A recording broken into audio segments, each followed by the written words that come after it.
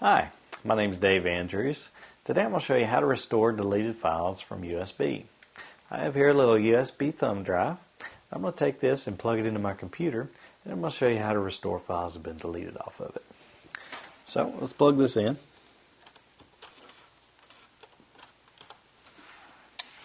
And what we're going to use to do this is a program called Restoration. Now, of course, your computer is going to ask you what you want to do with the drive you just plugged in. I'll just close that window. Now, this is a free program. You just open up your web browser. And we're going to go to snapfiles.com. Let's scroll over here and do a search for Restoration.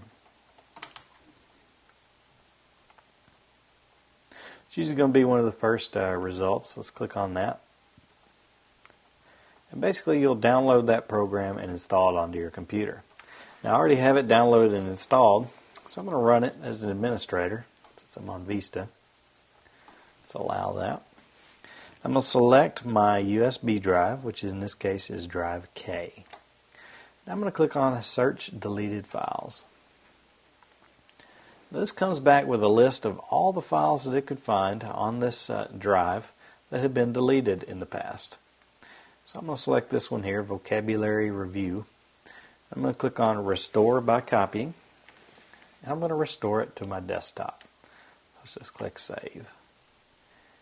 As you can see, the file Vocabulary Review has been restored and is now on my desktop. I'm Dave Andrews, and I've just showed you how to restore files from a USB drive.